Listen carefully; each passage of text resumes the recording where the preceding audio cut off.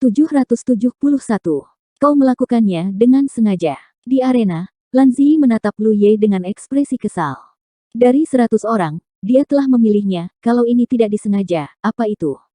Lu Ye terlalu malas untuk menjelaskan apapun padanya. Belum lagi dia tidak melakukannya dengan sengaja, jadi bagaimana jika dia melakukannya dengan sengaja? Dia mengangkat tangannya dan menekannya di gagang Pan-san Saber. Dalam kondisinya saat ini, dia akan menyerang di saat berikutnya. Jangan bergerak, aku akan mengaku kalah. Kata-kata Lan Zi membuat Lu Ye merasa sangat tidak nyaman. Meskipun dia telah mengalahkan Lan Zi dalam satu pertandingan, dia hanya menunjukkan teknik mantra. Dia berada di tengah pertempuran Cloud River.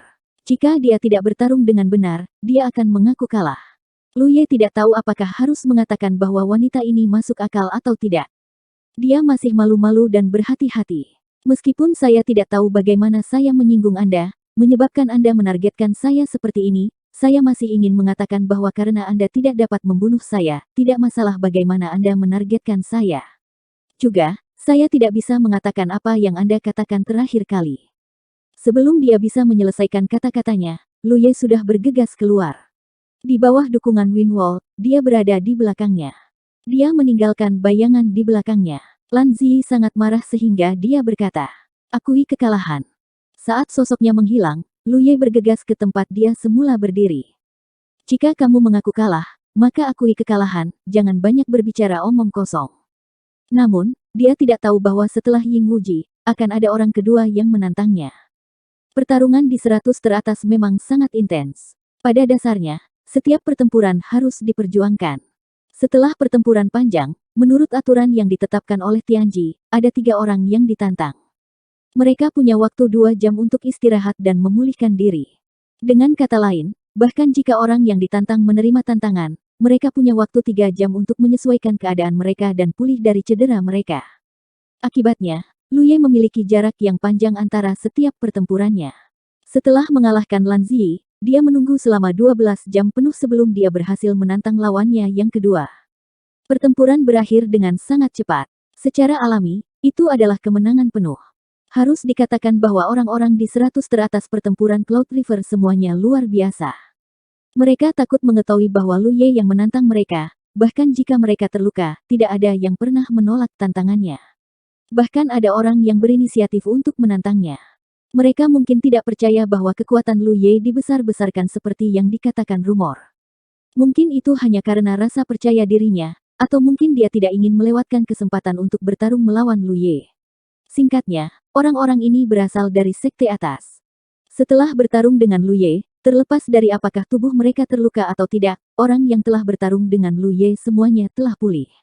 Sedikit banyak, ada beberapa trauma di hati. Karena kekuatan yang ditunjukkan oleh Lu Ye sudah melebihi batas pemahaman mereka. Apa yang semua orang tidak tahu adalah bahwa ini bukan batas Lu Ye. Menurut aturan Tianji, dia diizinkan membawa Hupo bersamanya. Dengan perpaduan Qi dan darahnya, kekuatannya akan menjadi lebih kuat. 2 hari kemudian, 10 pertempuran akhirnya berakhir. Dia kembali ke puncak bambu hijau dan terus berkultivasi. Segera, dia lupa tentang aliran waktu. Lu Ye baru sadar kembali saat Battlefield Imprint bergerak. Putaran ketiga dari kontes Cloud River telah berakhir. Dia memeriksa jejak medan perangnya sendiri. Dia melihat bahwa informasi yang dicatat di kolom terakhir telah berubah. Peringkat pertempuran Cloud River, tempat pertama. Putaran pertama pertempuran Cloud River adalah untuk memilih 3.000 orang dari para kultivator yang tak terhitung jumlahnya dari tingkat Cloud River. Di babak kedua, 100 orang akan dipilih dari 3.000. Namun, tidak ada peringkat dalam 2 putaran ini. Setelah akhir ronde ketiga, 100 orang teratas dari Cloud River Battle akan ditentukan dan peringkat akan terungkap. 100 orang ini tidak diragukan lagi yang paling kuat di Cloud River Realm 9 negara dalam 5 tahun terakhir. Esensinya dapat dikatakan bahwa mereka semua memiliki potensi untuk menerobos ke Divine Sea Realm. Sejak akhir babak kedua, ketika daftar diumumkan, itu menyebabkan kegemparan. Semua sekte di 9 negara memperhatikan. Sekarang setelah ada peringkat, perhatian mereka bahkan lebih intens. Kegembiraannya bahkan lebih tinggi. Meskipun mereka sudah memperkirakannya, ketika para penguasa dari berbagai sekte melihat nama itu di tempat pertama, mereka masih merasa sulit untuk percaya. Lu Ye. Dengan kultivasi Orde ke-8 Cloud River, dia menekan semua jenius dari generasinya. Pertempuran Cloud River saat ini adalah sesuatu yang belum pernah terjadi sebelumnya. Setiap generasi pertempuran supremasi Cloud River, tanpa kecuali, selalu Cloud River Orde ke-9. Perbedaan dalam kultivasi satu tingkat seringkali merupakan perbedaan antara langit dan bumi. Jika Orde ke-8 bisa mengambil tempat pertama, seberapa menakutkan kekuatannya ketika mencapai Orde ke-9. Dan setelah pertempuran Cloud River ini, Tianji akan memberikan hadiah lain. Lu Yiye tidak jauh dari Orde ke-9. Tidak ada ruang untuk campur tangan manusia dalam peringkat daftar, semuanya ditentukan oleh Tianji. Secara alami, tidak ada yang mempertanyakan keadilan Tianji. Dengan kata lain, jika Lu Yiye menjadi peringkat pertama, dia memiliki kekuatan untuk menjadi peringkat pertama. Untungnya, yang lain punya kesempatan, karena daftar ini hanya sementara. Putaran keempat pertempuran Cloud River adalah pertarungan peringkat. Melalui kemenangan dan kekalahan pertempuran putaran ketiga, serta kinerja para kultivator di pertempuran sebelumnya, Tianji sementara menentukan peringkat 100 teratas berdasarkan berbagai penampilan mereka. Tetapi untuk sepenuhnya menentukan peringkat, putaran keempat pertempuran harus diselesaikan. Apa yang perlu dilakukan oleh 100 kultivator teratas Cloud River di babak keempat adalah bersaing untuk peringkat. Para kultivator akan mengeluarkan tantangan, dan jika menang melawan kultivator yang ditantang, mereka akan menggantikan peringkatnya. Ada 3 peluang. Dengan kata lain, ada 3 peluang untuk gagal. Jika mereka gagal dalam 3 tantangan, mereka tidak akan memiliki kesempatan untuk maju. Aturan pertempuran Cloud River sama setiap generasi. Oleh karena itu, beberapa kultivator tidak menunjukkan kekuatan mereka yang sebenarnya dalam 3 putaran pertama pertempuran. Mereka tidak menunjukkan kekuatan mereka yang sebenarnya, tetapi menyembunyikannya di bawah premis bahwa di ronde keempat mereka akan keluar dan mengeluarkan kekuatan penuh mereka. Perbedaan terbesar antara putaran keempat dan 3 putaran pertama adalah mereka bisa menonton dari pinggir lapangan. Para kultivator dari 9 prefektur, tidak peduli apa kultivasi mereka, selama mereka memiliki jejak medan perang mereka sendiri, mereka bisa melemparkan pikiran mereka ke dalam pertempuran dan bisa mengamati pertempuran keajaiban ini sebagai pengamat. Untuk generasi kultivator yang lebih tua, pengamat seperti itu dapat membiarkan mereka melihat kinerja murid-murid mereka dengan mata kepala mereka sendiri dan melihat kekurangan mereka dengan jelas. Di masa depan, mereka akan memiliki tujuan yang ditargetkan. Pada saat yang sama, mereka dapat melihat potensi generasi muda dari kam musuh. Untuk generasi muda kultivator, melalui pengamat seperti itu, tidak ada keraguan bahwa mereka bisa belajar banyak pengalaman berguna darinya dan lihat kekuatan orang lain. Mereka mengenali kesenjangan antara diri mereka sendiri dan yang kuat, bekerja keras, dan dengan berani mengejar mereka. Oleh karena itu, selama beberapa generasi, selama ronde keempat pertempuran Cloud River untuk supremasi, setiap pertempuran memiliki banyak kultivator yang membenamkan diri untuk menonton dari sela-sela melalui jejak medan perang. Seringkali, pertempuran yang mengasyikkan dan intens dapat membuat para kultivator membicarakannya dengan senang untuk waktu yang lama. Untuk jangka waktu tertentu, rasa itu tidak ada habisnya. Di puncak bambu hijau, Lu Ye bergegas ke puncak pertahanan sambil memeriksa daftar nama peringkat 100 besar. Dia melihat banyak nama yang dikenalnya, tetapi ada juga banyak yang belum pernah dia lihat sebelumnya. Di bawah namanya adalah seseorang bernama Mu Qingyun. Mata Lu Ye berkedip. Jika dia ingat dengan benar, nama keluarga Master Pedang Beixuan adalah Mu. Mu Qingyun ini kemungkinan besar adalah seorang kultivator pedang dari Sekte Pedang Beixuan. Dan dia adalah Master Pedang saat ini. Namun, Lu Ye belum pernah mendengar tentang Mu Qingyun ini di medan perang Cloud River. Dari kelihatannya, dia pasti tipe orang yang berhenti di Cloud River Realm. Dia tinggal untuk waktu yang lama dan sengaja tidak maju ke True Lake Realm, hanya untuk menunggu pertempuran Cloud River. Jenis orang seperti ini biasanya tidak bergerak di sekitar Cloud River Battlefield. Mereka pada dasarnya berada di 9 prefektur. Oleh karena itu, bahkan jika dia telah membuat nama besar untuk dirinya sendiri sebelumnya, seiring berjalannya waktu, namanya secara bertahap memudar. Melihat ke atas, di antara 10 besar, termasuk jenis orang yang tampaknya tiba-tiba muncul. Tetapi jika nama orang-orang ini ditempatkan 1 atau 2 tahun yang lalu, banyak orang di Cloud River Battlefield pasti akan tahu, sama seperti dia hari ini. Lan Zi menduduki peringkat ke-11. Meskipun Lan Zi mengaku kalah di depannya 2 kali, wanita ini sebenarnya sangat kuat. Dia kuat, tapi dia lahir di waktu yang salah. Menurut perkiraan Lu Ye, kekuatannya pasti masuk 10 besar. Namun, faktor utama yang mempengaruhi peringkat daftar di depannya adalah pertempuran sebelumnya. Lan Zi telah kalah darinya, jadi peringkatnya secara alami tidak mungkin terlalu tinggi. Namun, selama dia benar-benar memiliki kekuatan yang sesuai, dia secara alami bisa naik secara perlahan. Feng Rulie, yang pernah memperkenalkan dirinya kepadanya, menduduki peringkat ke-15. Ini bukan urusan Lu Ye. Dia hanya meliriknya dengan santai dan tidak melihatnya lagi. Akhirnya, dia menemukan nama yang dia cari di daftar ke-36. Zhu Jia. Orang besar ini benar-benar mencapai hasil yang luar biasa. Dibandingkan dengan kultivasi Lu Ye, kultivasinya bahkan lebih rendah, hanya berada di Cloud River Realm Orde ke-7, tetapi dia berada di peringkat 36. Itu sudah peringkat yang sangat tinggi. Ini berarti bahwa dalam pertempuran sebelumnya, dia telah dikalahkan. Jumlahnya pasti tidak lebih dari 3. Masih ada manfaat untuk memiliki fisik yang kuat. Saat menghadapi musuh, siapa yang peduli dengan teknik rahasia Anda? Namun, peringkat Zhu Jia lebih tinggi dari kakak senior keempat dan Feng Yuechan. Lu Ye tidak mengharapkan ini. Dia tidak tahu apa standar rahasia surga itu. Di posisi 42 dan 43, Lu Ye melihat nama Li Baxian dan Feng Yuechan ada di daftar, satu di depan dan satu di belakang. Dia tidak melihat daftar di belakang. Yang dia pedulikan adalah orang-orang yang dekat dengannya. Adapun yang lain, mari kita lihat berapa banyak orang yang akan ada dalam 10 tahun. Bahkan Lu Ye sendiri tidak berani mengatakan apa yang akan dia lakukan dalam 10 tahun. Dalam proses pertumbuhan seorang kultivator, ada terlalu banyak kecelakaan dan bencana.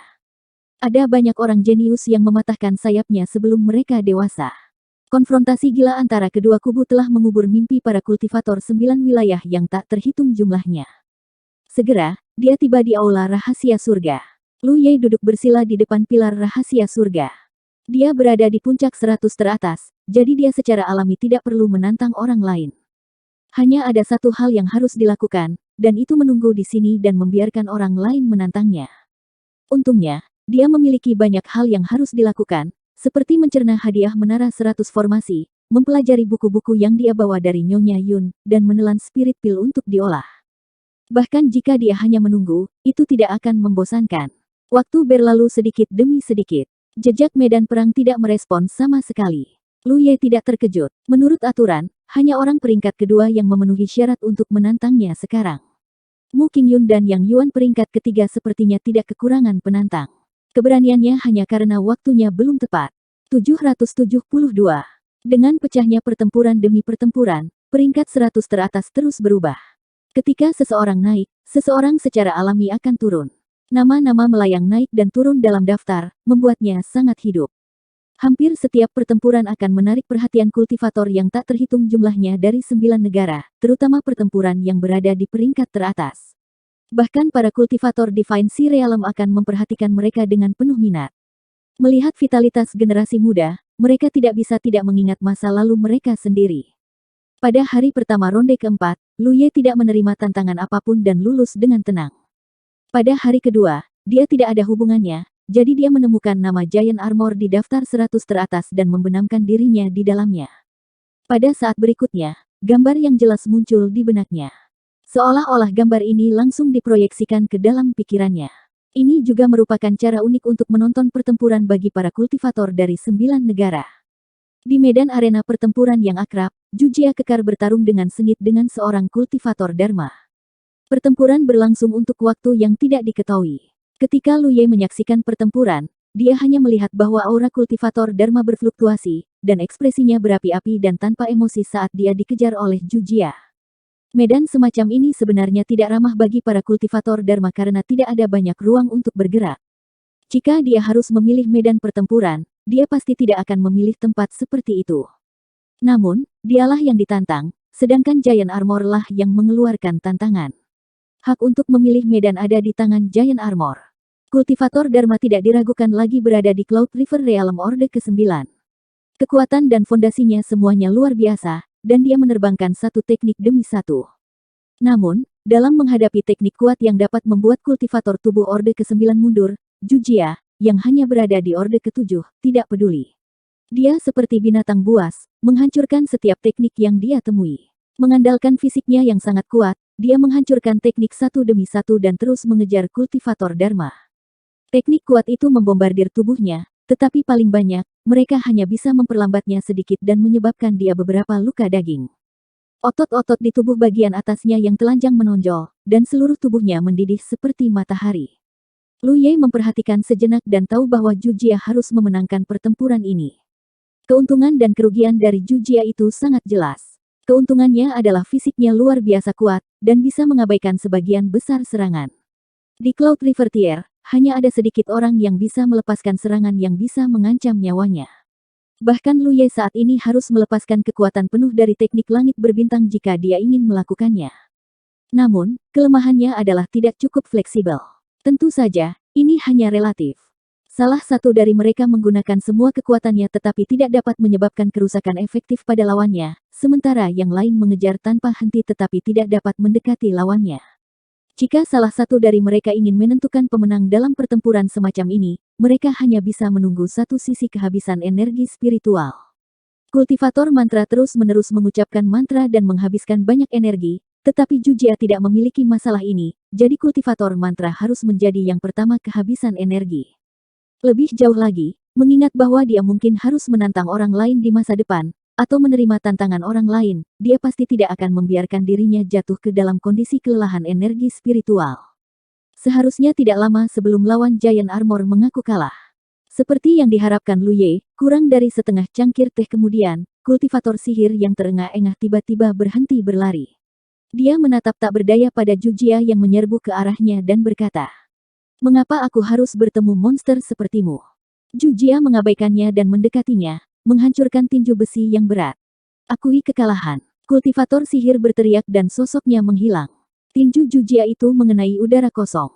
Dia tidak terlalu peduli. Sejak dia berpartisipasi dalam pertempuran Cloud River, dia sudah terlalu sering mengalami pemandangan seperti ini. Sebagian besar waktu, orang lain tidak bisa melakukan apapun padanya, dan dia tidak bisa melakukan apapun kepada orang lain. Selalu seperti ini dia memaksa lawannya untuk pergi. Tentu, Lu Ye bukan satu-satunya yang menonton pertempuran ini. Ada juga beberapa kultivator True Lake dan Spirit Sea Realm dari sekte besar. Meskipun Zhu Jia tidak menyebabkan kerusakan pada kultivator Dharma dari awal hingga akhir, kekuatan fisik kultivator tubuh ini menggerakkan kultivator True Lake Realm dan Laut Ilahi. Sudah ada banyak orang yang diam-diam menyelidiki asal-usul dan latar belakang Zhu Jia itu.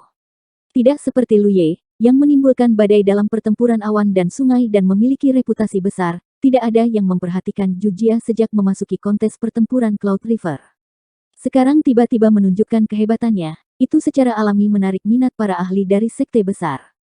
Seorang kultivator tubuh yang berbakat, jika mereka bisa merekrutnya dan merawatnya, dia pasti akan menjadi pilar besar sekte di masa depan. Setelah bertanya-tanya, mereka tidak dapat menemukan apapun tentang Zhu Jia itu. Tidak ada yang tahu dari mana dia berasal. Ini membuat para kultivator True Lake dan Spirit Sea Realm yang tertarik dengan Zhu Jia itu merasa tidak berdaya. Setelah pertempuran Zhu Jia berakhir, Lu Ye pergi untuk menonton pertempuran saudara bela diri senior keempat. Pertarungan saudara bela diri senior keempat jauh lebih intens. Pedang saling bersilangan, dengungan pedang terdengar, dan cahaya pedang terbang melintas melalui kekosongan. Dia bertarung dengan lawannya dalam ayunan penuh. Itu adalah jenis pertempuran yang menyenangkan untuk ditonton dan nyata. Kekuatan lawan saudara bela diri senior keempat tidak kalah dengan miliknya, jadi Lu Ye tidak tahu siapa yang akan memenangkan pertempuran ini. Tapi sebagai kultivator pedang, setiap serangan Li Baxian menghabiskan banyak energi. Jika dia tidak bisa menang dalam waktu singkat, maka dialah yang akan kalah. Kultivator pedang adalah orang nomor 1 di 9 wilayah, tetapi kerugiannya adalah ia menghabiskan terlalu banyak energi. Sampai tubuh Li Baxian bergabung dengan cahaya pedang dan menebas serangan hantu di kehampaan. Seolah-olah pedang itu digunakan sebagai kuas, percikan tinta, dan menulis pukulan berat. Pukulan ini mengenai titik lemah musuh di pertahanannya.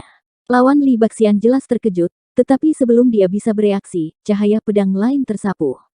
Memotong kekosongan, seolah-olah pedang telah menyerang. Seni pedang kaligrafi. Meskipun belum lama sejak dia memperoleh seni pedang kaligrafi, bakat Li Baxian di jalur pedang sangat tinggi, jadi dia sudah memahami sesuatu darinya sendiri. Dua serangan pedang yang tak terduga ini benar-benar mengacaukan formasi musuh.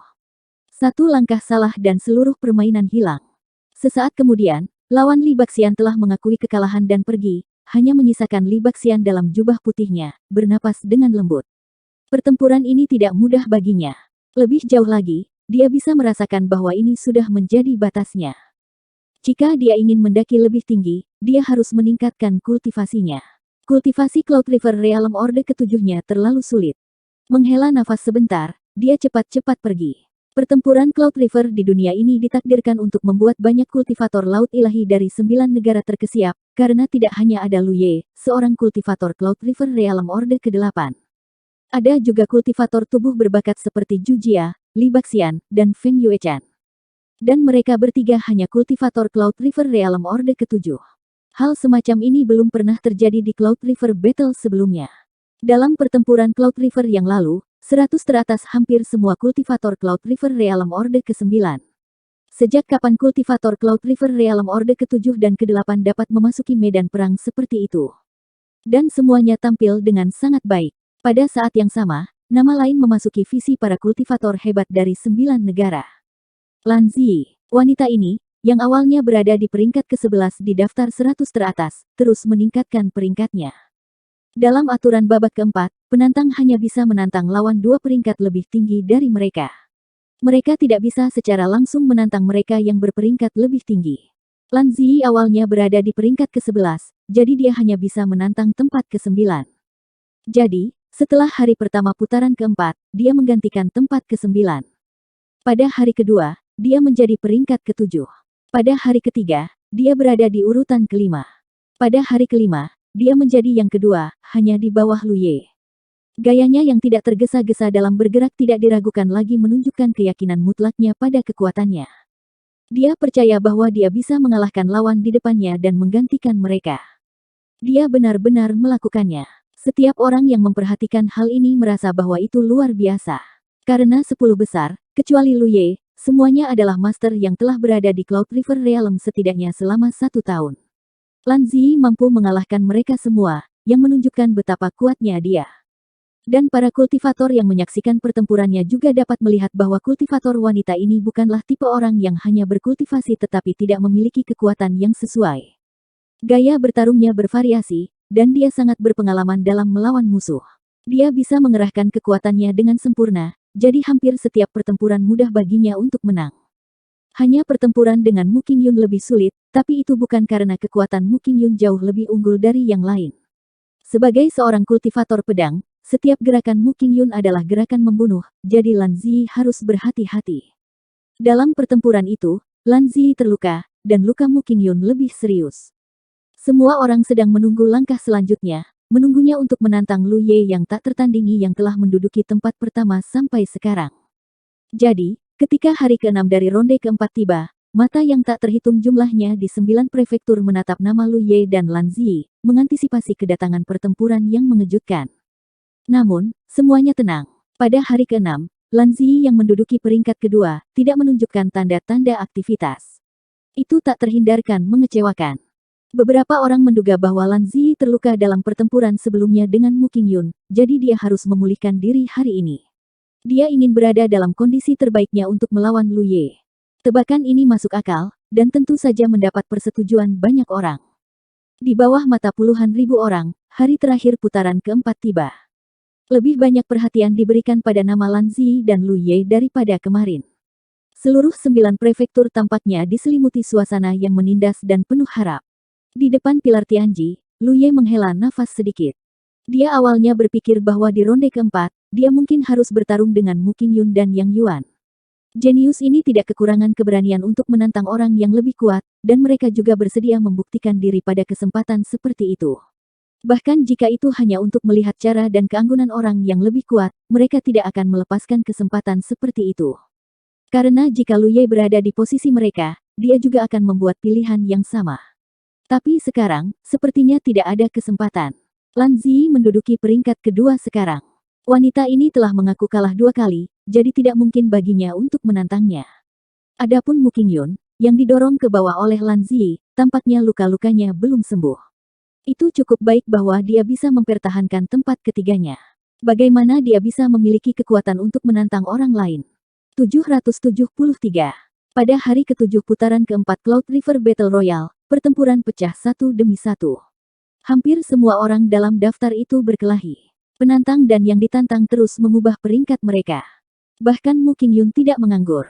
Dia kelelahan karena tantangan terus-menerus dari kultivator keempat dan kelima. Banyak orang merasa sulit untuk memahami mengapa dua kultivator teratas begitu tenang. Lu Yiye tidak bergerak karena dia sementara berada di urutan teratas daftar dan tidak bisa menantang orang lain. Mengapa Lan Zi tidak menantang Lu Yiye? Berdasarkan kekuatan dan fondasi yang kuat yang ditunjukkan oleh kultivator wanita ini, dia harus memenuhi syarat untuk menantang Lu Yiye. Dia bahkan mungkin bisa menariknya turun dari daftar teratas. Namun lambat laun, beberapa orang menyadari apa yang sedang terjadi. Kurangnya tindakan Lan Zi tidak diragukan lagi berarti bahwa mereka berdua telah bertarung sebelumnya. Melihat kembali daftar setelah putaran ketiga, Lan Zi berada di peringkat ke-11. Dengan kata lain, dia pasti kalah dalam pertempuran sebelumnya. Dengan kekuatannya, satu-satunya orang yang bisa mengalahkannya adalah Lu Yiye, dan mungkin lebih dari sekali. Lan Zi tidak bergerak karena dia tahu bahwa dia bukan tandingannya. Kultivator yang tak terhitung jumlahnya merasa sedih dan kecewa ketika mereka menyadari hal itu. Tidak banyak kultivator wanita di peringkat 100 teratas. Lan Zi berasal dari latar belakang yang luar biasa dan juga sangat cantik. Secara alami, dia telah mendapatkan banyak penggemar. Orang-orang ini semua berharap dia bisa mengalahkan Lu Ye, tetapi sekarang mereka mengetahui bahwa Lan Zi telah menderita kerugian di tangan Lu Ye. Sekarang, dia bahkan tidak memiliki keberanian untuk menantangnya. Mereka juga semakin membenci nama yang tinggi dan perkasa itu. Hari ketujuh putaran keempat berlalu dalam suasana yang intens dan aneh ini.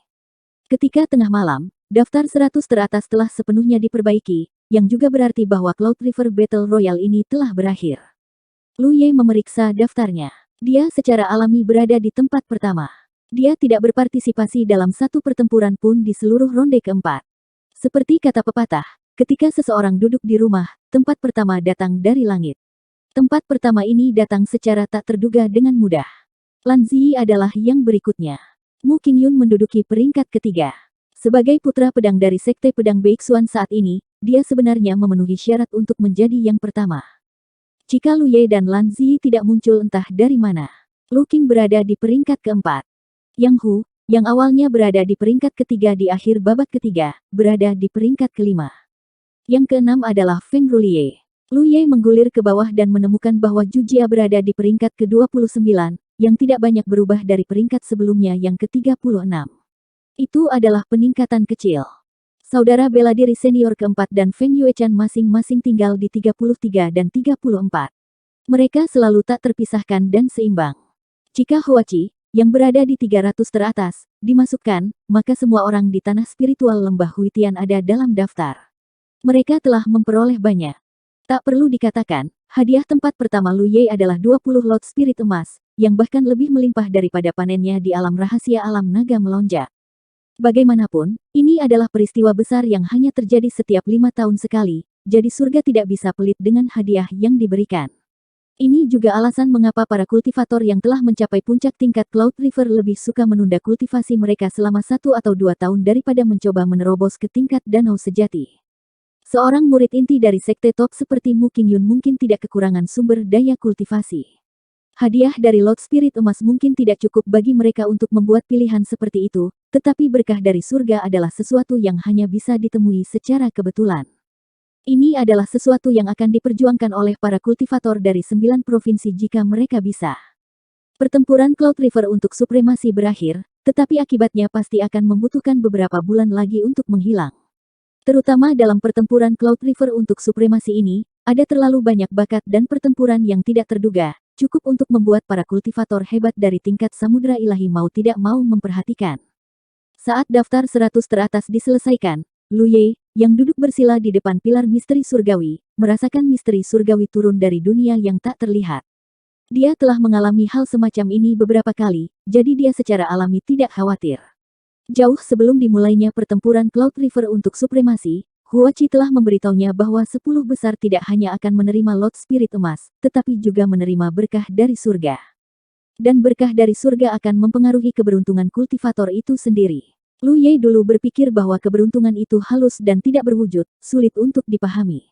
Sekarang dia memikirkannya, dia tidak bisa merasakan keberuntungan, tetapi paviliun jasa perang seharusnya memiliki hubungan yang mendalam dengan berkah dari surga. Dia tidak tahu banyak tentang paviliun jasa perang, hanya saja itu bukan tempat yang bisa dimasuki orang biasa.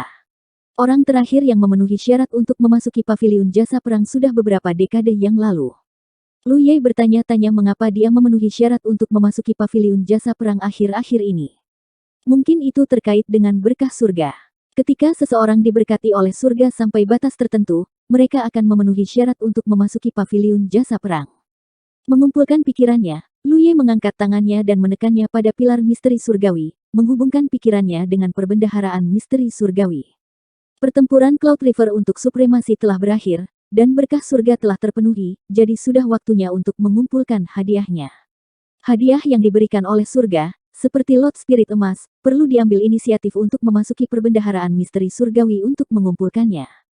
Setelah beberapa saat, Lu Ye meninggalkan aula misteri surgawi dan kembali ke puncak bambu hijau. Sudah ada 20 lot spirit emas di ruang penyimpanannya. Dia sekarang adalah kultivator Cloud River Realm Orde ke-8. Belum lagi 20 lot spirit emas, bahkan jika dia hanya memiliki 10, itu akan cukup baginya untuk mencapai Cloud River Realm Orde ke-9. 20 lot spirit emas. Itu hampir cukup baginya untuk mencapai batas Cloud River Realm. Namun, dia tidak terburu-buru untuk menggunakan lot spirit emas ini untuk meningkatkan kultivasinya. Dia baru saja menerobos dari Cloud River Realm Orde ke-6 ke Orde ke-8 belum lama ini. Meskipun fondasinya kokoh dan tidak ada bahaya tersembunyi, dia masih membutuhkan waktu untuk menenangkan diri. Tidak apa-apa jika dia perlahan menelan spirit pil untuk berkultivasi, tetapi jika dia terus menggunakan lot spirit untuk meningkatkan kultivasinya dengan cepat, itu tidak akan sesuai. Selain itu, dia saat ini tak terkalahkan di Cloud River Tier. Dengan demikian, kehausannya akan kultivasi tidak lagi mendesak seperti sebelumnya. Dia tinggal di Green Bamboo Peak selama 2 hari. Lu Ye kemudian mengucapkan selamat tinggal pada Sui Yuan. Master Sekte tidak berada di Green Bamboo Peak. Sejak dia dibawa pergi oleh Yun Suechu, dia tidak muncul lagi. Menurut Sui Yuan, Master Sekte sekarang membantu Bright Heart Peak, tetapi Sui Yuan tidak tahu apa yang dia bantu. Lu Ye punya beberapa tebakan. Dia telah memberikan tahta naga yang rusak kepada tuannya yang terhormat dan memintanya untuk membantu memperbaikinya, jadi tuan yang terhormat harus sibuk dengan masalah ini. Namun, dengan kekuatannya sendiri, dia takut dia tidak akan bisa melakukannya, jadi dia meraih Master Sekte untuk membantunya. Di dalam aula misteri surgawi, Lu Ye berdiri dengan pedang diikatkan di tubuhnya, Hupo berjongkok di bahunya, dan Yi sudah memasuki tubuh Hupo. Apakah kamu siap? Lu Ye bertanya dengan lembut. Hupo melolong sebagai tanggapan.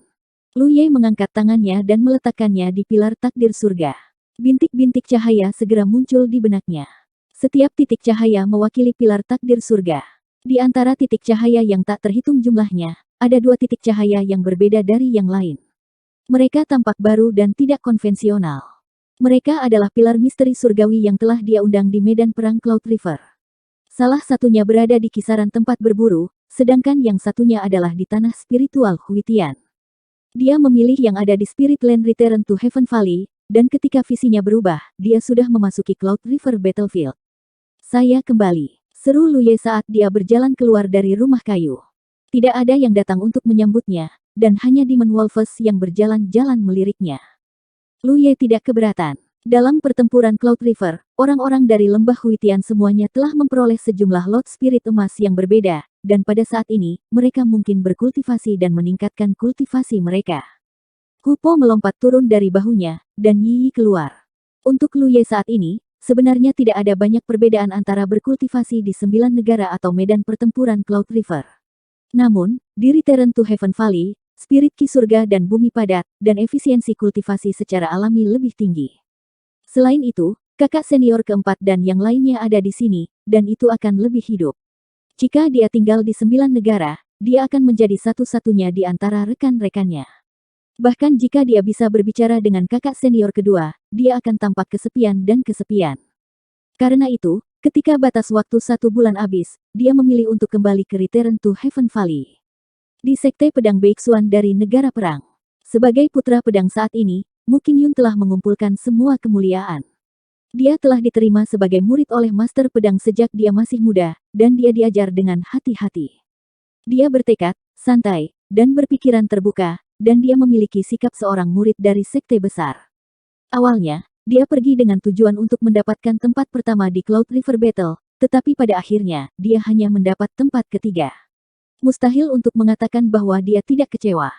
Namun, dia telah bertarung dengan Lan Zi dan secara pribadi mengalami kekuatan kultivator wanita itu, jadi bahkan jika dia kalah darinya, Mu Qingyun tidak memiliki keluhan.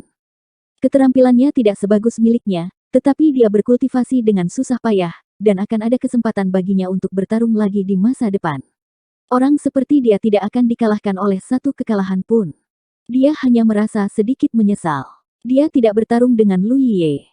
Lan Zi sudah sangat kuat, jadi seberapa kuat Lu Yiye sehingga Lan Zi bahkan tidak ingin menantangnya. Jika memungkinkan, dia masih ingin melihat kekuatan Lu Yiye dengan matanya sendiri. Namun, dia telah berada di Cloud River Realm selama lebih dari setahun, dan tidak baik untuk menunda lebih lama lagi. Dia menghela nafas pelan dan mengeluarkan tongkat spiritual emas dari ruang penyimpanannya. Dalam beberapa hari ini, luka-lukanya telah sembuh, dan sudah waktunya baginya untuk menerobos ke True Lake Realm dan berbagi beban sekte. Namun, saat dia hendak menghancurkan tongkat spiritual emas di tangannya, dia tiba-tiba memiliki perasaan misterius. Seolah-olah dia akan kehilangan sesuatu jika dia menerobos ke True Lake Realm sekarang. Ini membuat Mu Qingyun merasa aneh. Dia hanya seorang kultivator Cloud River Realm, dan karena dia adalah seorang kultivator pedang, pikirannya lebih kuat. Meskipun dia lebih kuat dari kultivator biasa, dia jauh dari bisa merasakan sesuatu yang tidak diketahui. Setelah merenung sebentar, dia bangkit dan berjalan keluar dari ruang rahasia. Cahaya pedang melonjak ke langit, dan segera, dia tiba di depan tebing di sekte tersebut. Di atas batu yang menonjol di tebing, sesosok duduk tegak seperti pedang. Dia tidak memiliki aura apapun, dan pakaiannya sangat sederhana. Dia tampak seperti orang biasa. Namun, orang ini terkenal di seluruh 9 prefektur. Dia adalah master pedang dari Sekte Pedang Misteri Utara saat ini, Mu Suifeng. Dia mungkin bukan yang tertua di Divine Sea Realm, juga bukan yang tertua dalam hal pengalaman. Namun, dia berada di kelompok orang dengan niat membunuh yang paling menakutkan. Tidak ada yang berani meremehkan kekuatan membunuhnya. Mu Qingyun berjalan di belakangnya dan membungkuk hormat. Apa masalahnya? Mu Suifeng tidak berbalik dan hanya bertanya dengan lembut. Tuan, saya menemukan hal yang aneh. Beritahu aku tentang itu. Mu Suifeng tahu karakter muridnya. Jika dia menyebutnya hal yang aneh, itu pasti luar biasa. 774. Di depan tebing di Sekte Pedang Beixuan, mata tertutup rapat Mu Suifeng perlahan terbuka saat Mu Qingyun berbicara. Ekspresi minat melintas di matanya seolah-olah dia telah memperhatikan sesuatu. Tuan, ini sangat aneh. Saya tidak tahu harus berbuat apa. Tolong beritahu saya, kata Mu Qingyun. Kultivator pedang mengikuti hati mereka. Karena Anda dapat merasakannya, biarkan alam mengambil jalannya. Bagaimanapun, Anda tidak terburu-buru untuk mencapai True Lake Realm. Saya mengerti. Setelah Mu Qingyun pergi, Mu Suifeng duduk diam. Setelah waktu yang lama, dia menatap langit dengan tatapan yang dalam. Pada saat yang sama, di pulau tanpa batas, di gunung dekat laut, Lan Zi, yang berpakaian ungu, memegang tongkat emas di tangannya. Bibirnya melengkung ke atas, memperlihatkan senyuman yang samar-samar terlihat. Dia bergumam pelan, menarik. Tanpa ragu-ragu, dia mempertahankan Lot Spirit emas dan berhenti bermeditasi. Sebagai gantinya, dia berjalan keluar dari kamarnya dan langsung menuju Aula Tianji di pulau tanpa batas. Dibandingkan dengan kebingungan Mu Qingyun, dia jelas menyadari sesuatu. Di tanah spiritual di lembah pengembalian surga, Lu Ye memandang Huachi. Tidak semua orang berkultivasi, dan Huachi saat ini tidak berkultivasi. Karena itu, Lu Ye dengan cepat menemukannya setelah kembali. Bertentangan dengan harapan Lu Ye, Huachi langsung mengeluarkan 2 lot spirit emas dan menyerahkannya kepadanya. Huachi masuk ke 300 teratas dalam pertempuran Cloud River. Meskipun hadiahnya tidak terlalu kaya, dia masih mendapat 2 lot spiritual emas. Saya mengatakan bahwa metode kultivasi saya berbeda dari orang biasa. Hal ini tidak terlalu berguna bagi saya. Bukan karena itu tidak berguna. Dengan bantuan lot spiritual, pil spiritual, atau energi spiritual surga dan bumi, Huachi juga dapat meningkatkan tingkat kultivasinya. Namun, tujuan utama kultivasinya bukanlah untuk meningkatkan level kultivasinya. Pada saat yang sama, dia bisa memperkuat racunnya. Itu adalah metode kultivasinya. Jika dia hanya ingin meningkatkan tingkat kultivasinya, akan ada hari ketika racunnya tidak akan bekerja pada musuhnya. Ambil dia saat ini sebagai contoh. Tidak ada kultivator Cloud River Realm yang berani meremehkannya. Bahkan beberapa kultivator True Lake Realm dengan tingkat kultivasi yang lebih rendah akan menjadi ancaman. Namun, kultivator True Lake Realm dengan tingkat kultivasi yang lebih tinggi akan mampu menahan racunnya. Dia tidak memiliki tindakan balasan yang efektif terhadap musuh-musuh True Lake Realm. Dia adalah seorang kultivator medis, jadi dia tidak mungkin melawan musuh secara langsung. Juga, ini bukan hadiah untukmu. Perlakukan saja itu sebagai hadiah. Hadiah apa? Lu Ye bingung. Antar aku ke suatu tempat besok. Lu Ye secara bertahap sadar. Kau ingin mempekerjakanku sebagai penjagamu. Mata Huachi melengkung menjadi bulan sabit. Aku hanya tidak tahu apakah hadiah ini cukup untuk mengundang orang nomor 1 di Cloud River. Lu Ye hanya bisa mencibir, dengan santai menjawab. Aku khawatir itu tidak cukup. Lalu apa yang harus kita lakukan? Ekspresi Huachi tiba-tiba berubah menyedihkan. Suaranya samar ketika dia berkata, saya tidak memiliki sesuatu yang berharga.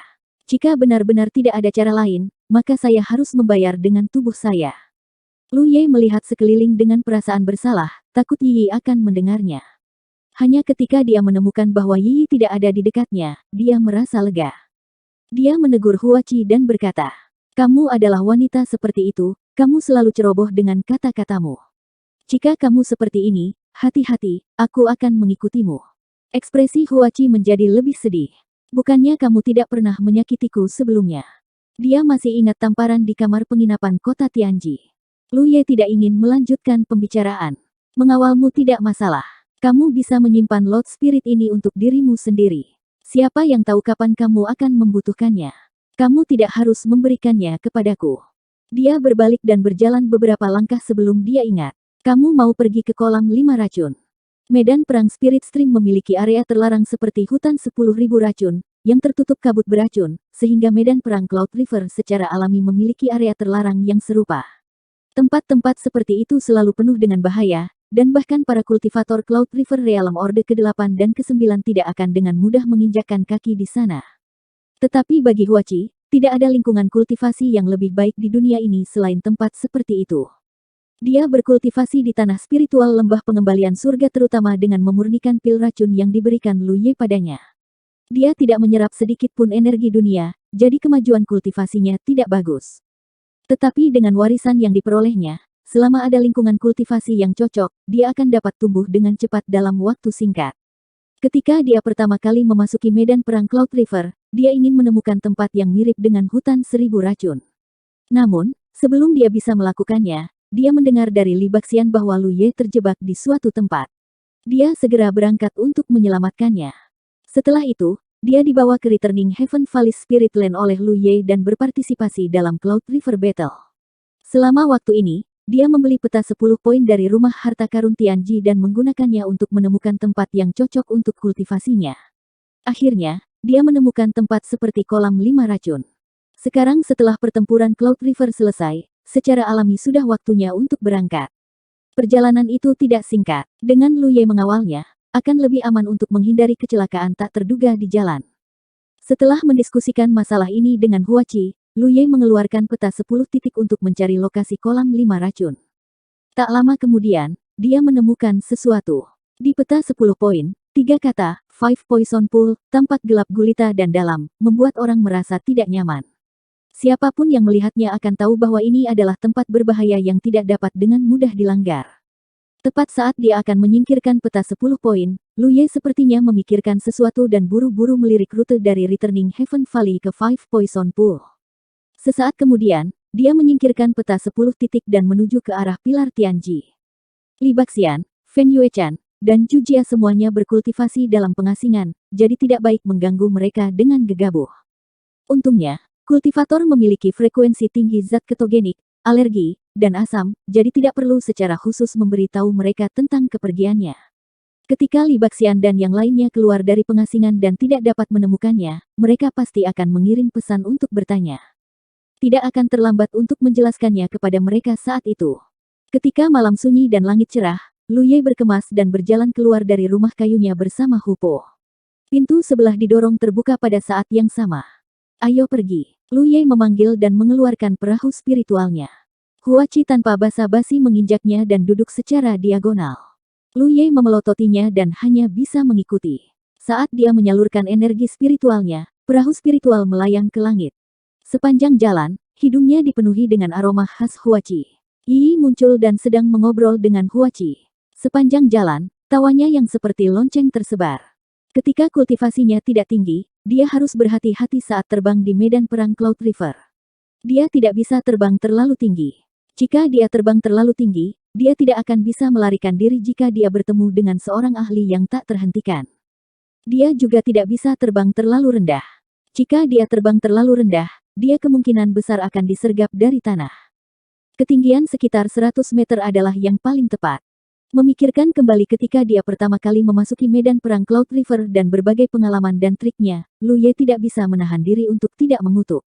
Sekarang, dia secara alami tidak perlu peduli dengan hal-hal ini. Dia bisa terbang sesukanya dan setinggi yang dia mau. Jika ada masalah, pedang panjang di tangannya akan memberi mereka pelajaran. Dalam sekejap mata, kultivasinya akan mencapai batas yang bisa diakomodasi oleh Cloudy River Battlefield. Melihat ke belakang, dia sepertinya tidak lama berada di Cloudy River Battlefield. Dibandingkan dengan waktu yang dia habiskan untuk berkultivasi di Spirit Stream Battlefield, itu bahkan lebih pendek. Begitu dia mencapai True Lake Stage, sudah waktunya untuk meninggalkan medan perang Cloudy River. Pada saat itu, apa yang akan menyambutnya adalah panggung luas dari 9 benua. Saat kultivasinya meningkat, kecepatan terbangnya pada peralatan juga meningkat. Hanya dalam sehari, dia meninggalkan Gunung Taimang. Pada malam hari, ia menemukan tempat acak untuk beristirahat di hutan belantara dan mengatur barisan peringatan dan defensif. Dia tidak perlu khawatir disergap. Pada hari kedua, dia berangkat lagi. Huachi dengan cepat menyadari bahwa ada sesuatu yang salah. Lu Ye, apakah arahnya salah? Arah umumnya tidak salah, tetapi sudut terbangnya tampak datar. Jika dia terus terbang, dia pasti akan berada di sebelah barat tempat kolam 5 racun berada. Betul sekali, Lu Ye mengangguk. Saya akan pergi dan menyelesaikan beberapa masalah pribadi terlebih dahulu. Huachi mengerti dan mengheningkan cipta sejenak untuk musuh yang tidak dikenal itu.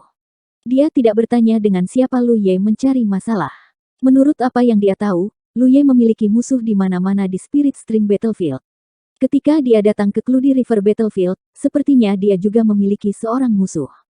Dia hanya tidak tahu siapa yang begitu sial sehingga Lu Ye pergi ke pintu mereka seperti ini.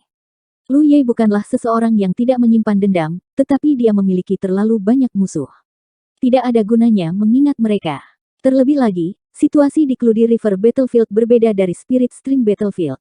Sebagian besar kultivator di sini tidak memiliki tempat tinggal tetap. Bahkan jika dia ingin menemukan seseorang untuk membalas dendam, dia mungkin tidak memiliki kesempatan untuk bertemu dengan mereka. Hanya ada satu pengecualian. Itu adalah seorang kultivator dengan tanah spiritual. Dalam keadaan normal, kultivator dengan tanah spiritual tidak bisa dengan santai memindahkan murid-murid mereka, kecuali mereka bersedia menanggung konsekuensi dari penurunan peringkat tanah spiritual. Karena hal-hal seperti jiwa mata air spiritual, begitu mereka ditempatkan, jika mereka ingin mengeluarkannya lagi, nilainya pasti akan turun satu tingkat yang solid. Di medan pertempuran Cloud River, ada banyak kultivator yang berpartisipasi dalam perburuan Lu Ye. Namun, hanya ada satu tempat dia bisa membalas dendam. Tanah spiritual Holy Efes. Sebelumnya, dia tidak ingin pergi ke tanah spiritual Holy Efes. Namun, itu hampir tidak bisa dianggap sebagai rutenya kali ini. Laporan investigasi surgawi sangat akurat. Ketika mereka mengkonfirmasi rute, mereka secara tidak sengaja melihat kata-kata tanah spiritual Holy Efes. Hanya bisa dikatakan bahwa mereka tidak beruntung. Di kejauhan, tanah spiritual Efes suci sudah terlihat. Secara umum, radius 100 mil di sekitar tanah spiritual berskala besar seperti itu hampir setara dengan gerbang gunung sebuah sekte. Jika ada kultivator yang berani mendekatinya, itu akan menjadi provokasi. Di seluruh medan perang Cloud River, kekuatan tanah spiritual Efes suci dianggap kuat. Sekte api suci dan sekte alam semesta telah bergandengan tangan untuk menciptakan tanah spiritual. Itu telah diturunkan dari generasi ke generasi, dan itu telah membantu kedua sekte untuk memelihara murid elit yang tak terhitung jumlahnya. Tanah spiritual berskala besar seperti itu dapat dikatakan sebagai salah satu fondasi dari dua sekte. Di tanah spiritual, ada 300 kultivator. Formasi itu kuat, bahkan jika diserang, itu tidak akan dikalahkan dalam waktu singkat. Selama ditunda untuk sementara waktu, kedua sekte secara alami akan mengirim bala bantuan dari seluruh medan perang Cloud River atau dari sekte mereka sendiri. Oleh karena itu, setelah bertahun-tahun, bahkan jika Grand Heaven Alliance tahu bahwa tanah spiritual ini diciptakan oleh dua sekte, tidak ada yang memikirkannya. Namun, pada saat ini hari ini, Seorang tamu tak diundang turun dari langit dan mengguncang formasi pelindung yang menyelimuti tanah spiritual. 775. Tanah spiritual besar yang dapat menampung 2 hingga 300 orang tidak mudah dicapai. Ini adalah hasil kerja keras dari generasi ke generasi oleh Sekte Api Suci dan Sekte Huan Yu. Itu juga merupakan fondasi penting bagi dua sekte di Cloud River Battlefield. Dalam dua sekte, tidak semua kultivator Cloud River Realm memenuhi syarat untuk memasuki tanah spiritual. Jumlah kultivator tingkat Cloud River di setiap generasi dari dua sekte besar bervariasi dari 1000 hingga beberapa ribu. Satu tanah spiritual tidak dapat menampung semuanya. Jadi, meskipun tanah spiritual Yves Suci telah menderita banyak korban setengah tahun yang lalu, mereka sekarang dapat mengisi kembali jumlah mereka. Huo Liao Yuan, yang awalnya bertanggung jawab atas tempat ini, meninggal di Returning Heaven Valley. Sekte Api Suci mengirim seorang kultivator Orde ke-9 Cloud River Realm bernama Wang Sun untuk mengambil alih posisi Huo Liao Yuan. Dia dan Tu Guanxiong dari Sekte Huan Yu bertanggung jawab atas tempat ini. Pada saat ini, mereka berdua berada di tengah pertemuan, dan topik diskusi mereka secara mengejutkan terkait dengan Lu Ye. Untuk kultivator Cloud River Realm, tanah spiritual Holy Yves tidak terlalu jauh dari Returning Heaven Valley. Ini juga mengapa Holy Yves Spirit Land berjuang untuk Returning Heaven Valley. Tanah spiritual lembah Huitian adalah alasan mengapa mereka berubah pikiran. Pikiran mereka adalah satu aspek, sementara tanah spiritual lembah Huitian adalah aspek lain. Awalnya, Huo Liao Yuan berpikir bahwa membunuh Lu Ye dan mengambil kembali jiwa mata air spiritual dari tanah spiritual lembah Huitian dapat dikatakan membunuh dua burung dengan satu batu. Siapa sangka dia akan mati sebelum ambisinya terwujud. Para kultivator dari dua sekte yang dia bawa hampir sepenuhnya musnah. Chu Yun dan Zhou Pei, yang dikirim oleh Sekte Api Suci untuk membunuh Lu Ye, menghabiskan banyak waktu dan tenaga. Tidak hanya mereka tidak berhasil, tetapi mereka juga dibunuh oleh Lu Ye. Terlebih lagi, Lu Ye, dengan kultivasi Orde ke-8 Cloud River Realm-nya, menduduki tempat pertama di Cloud River Battle. Semua ini menunjuk pada satu hal. Lu Ye adalah musuh yang hebat. Di masa lalu, merekalah yang mencari masalah dengannya. Sekarang Lu Ye telah benar-benar tumbuh, siapa yang tahu jika dia akan membalas dendam. Jika itu adalah orang biasa, mereka secara alami tidak akan peduli dengan tanah spiritual yang besar. Belum lagi jumlah orang di sini, bahkan susunan pelindung yang menyelimuti tanah spiritual tidak dapat dipatahkan dengan mudah. Tanah spiritual Holy Yves bisa ada selama bertahun-tahun, jadi mereka secara alami memiliki kepercayaan diri. Tapi siapa Lu Ye? Tidak hanya dia sangat kuat, tetapi pencapaiannya dalam seni formasi juga tak terbayangkan. Kembali ke Spirit Stream Battlefield, formasi pertahanan dari berbagai sekte dan klan di wilayah inti tidak ada artinya baginya. Formasi defensif tanah spiritual Holy Yves mungkin tidak bisa menghentikannya. Begitu dia membunuh jalannya ke tanah spiritual Holy Yves, tidak diketahui berapa banyak murid dari dua sekte yang akan mati. Jika musuh yang begitu kuat benar-benar datang untuk menimbulkan masalah, bagaimana para kultivator dari kedua sekte akan melawan? Ini membuat Tu Guanxiong dan Wang Sun sakit kepala. Sebelum mereka bisa membuat rencana, mereka mendengar ledakan yang memekakkan telinga. Seluruh tanah spiritual tampak bergetar hebat. Apa itu? Tu Guanxiong mengangkat alisnya dan berdiri dengan tiba-tiba. Wang Sun juga melihat keluar dengan ekspresi bingung. Pada saat berikutnya, jeritan mengental darah memasuki telinganya. Itu singkat dan terburu-buru. Itu jelas suara seseorang yang sekarat. Serangan musuh. Tu Guanxiong segera bereaksi. Segera setelah itu, teriakan di luar memasuki telinganya, menyebabkan wajahnya berkedut hebat. Ini tidak baik. Lu Ye membunuh jalannya. Ini Lu Ye, cepat, hentikan dia. Petik 2. Dalam sekejap, tanah spiritual yang awalnya tenang benar-benar mendidih, seolah-olah segenggam garam telah ditaburkan ke dalam panci berisi minyak mendidih. Sosok-sosok bergegas keluar dari daerah terpencil masing-masing dengan panik. Tu Guanxiong dan Wang Sun juga bergegas keluar. Apa yang mereka lihat adalah pemandangan yang mengerikan.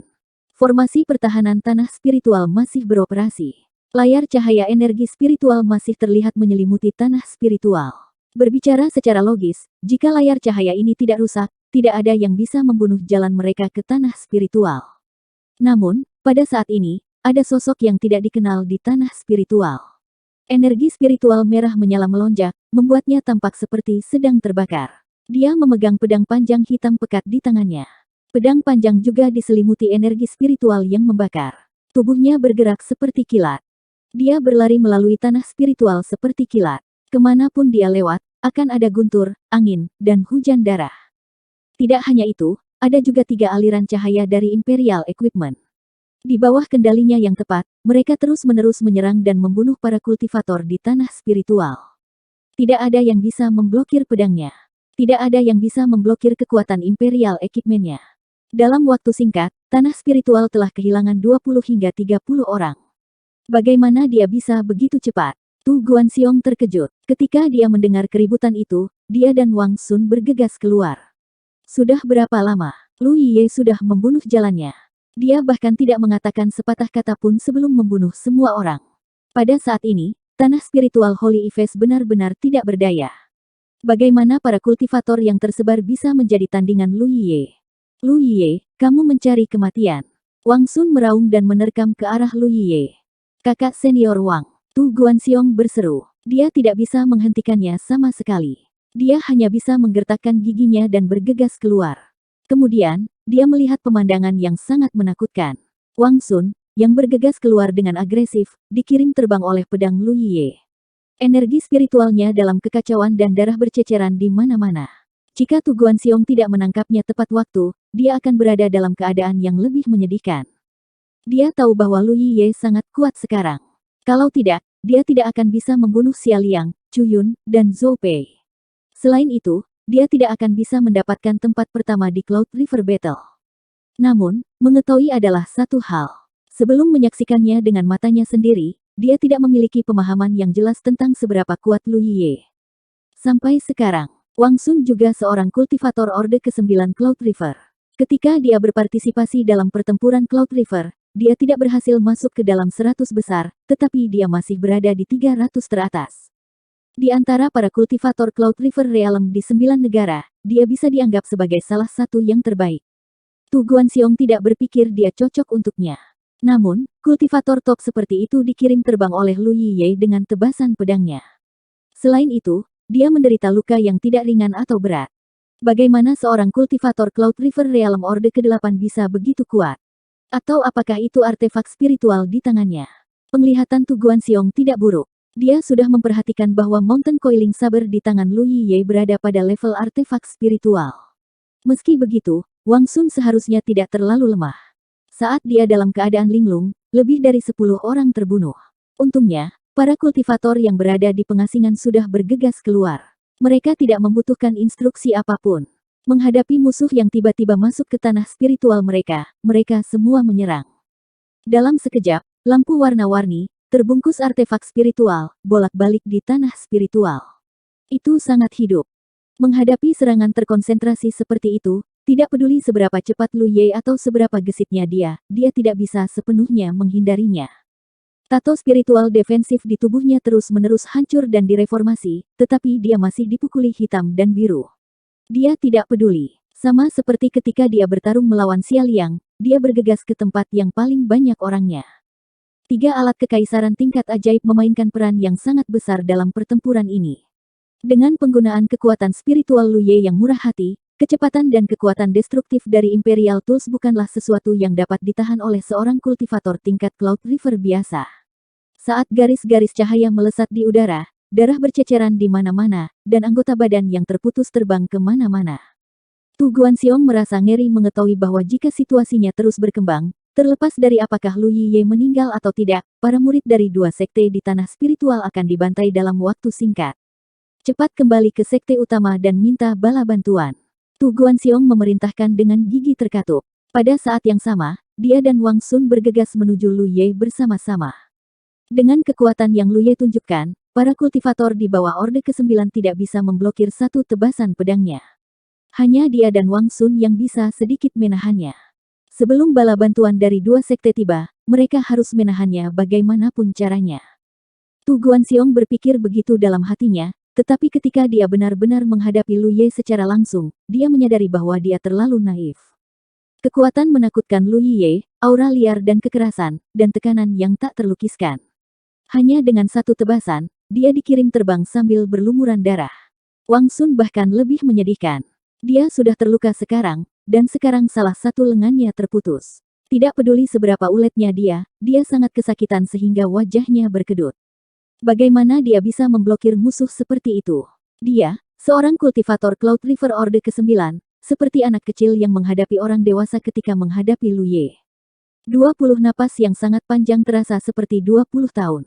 Korban di sisi tanah spiritual Yves Suci telah melebihi 100. Hampir setiap saat, ada murid yang memprediksi hasil pertempuran. Mereka yang masih hidup semuanya memiliki mata yang dipenuhi ketakutan dan keterkejutan, dan kekuatan serangan mereka juga menjadi lemah. Tu Guanxiong sangat memahami bahwa ketika seseorang kuat sampai batas tertentu, jumlah orang tidak ada artinya. Memang ada banyak murid dari tanah spiritual Yves Suci yang masih hidup, tetapi dalam waktu singkat ini, keberanian mereka telah hancur. Tidak ada yang memiliki keberanian untuk menghadapi Lu Ye secara langsung. Dengan moral yang begitu rendah, hanya masalah waktu sebelum mereka semua terbunuh. Meskipun dia dan Wang Sun sekali lagi bergabung untuk menahan Lu Ye, itu tidak berpengaruh. Wang Sun terluka parah dan diambang kematian. Dia sendiri juga terkena pedang Lu Ye, dan ada luka besar di perutnya. Ini adalah hasil dari Lu Ye yang tidak sengaja menargetkan mereka. Pihak lain sepertinya baru saja menebas mereka dengan santai. Bencana. Ini jelas merupakan bencana terbesar sejak berdirinya tanah spiritual Yves Suci. Jika mereka tidak bisa melewati rintangan ini hari ini, tanah spiritual Holy Yves tidak akan ada lagi di Cloud River Battlefield di masa depan. Kedua sekte juga akan kehilangan fondasinya di sini. Jika itu benar-benar terjadi, itu akan menjadi pukulan besar bagi kedua sekte. Untungnya, pada saat ini, beberapa aura kuat tiba-tiba muncul di aula rahasia surga tempat pilar rahasia surga ditempatkan. Lebih banyak aura muncul dari aula rahasia surga. Wajah Tu Guanxiong bersinar. Dia tahu bahwa bala bantuan dari dua sekte telah tiba. Hanya beberapa lusin napas sejak dia mengirim orang kembali ke sektenya untuk meminta bantuan. Kecepatan reaksi kedua sekte bisa dikatakan cepat. Namun, saat kegembiraan muncul, itu berubah menjadi kepanikan tanpa batas. Karena Lu Ye, yang membantai semua orang di tanah spiritual seperti Dewa Kematian, tiba-tiba menoleh untuk melihat ke arah aula rahasia surga. Kemudian, dia berubah menjadi aliran cahaya merah menyala, terbungkus aura kekerasan, dan langsung menabrak aula rahasia surga. Tu Guanxiong langsung tercengang. Kemudian, ledakan jeritan dan tangisan datang dari aula rahasia surga, serta raungan binatang buas yang mengaum. Saat energi spiritual melonjak, aura dimusnahkan seperti lilin yang ditiup. Mata Tu Guanxiong bergetar hebat. Dia tidak bisa tidak memikirkan adegan yang tidak bisa dia terima. Meskipun dia tidak melihatnya dengan matanya sendiri, dia merasa bahwa itu mungkin yang terjadi.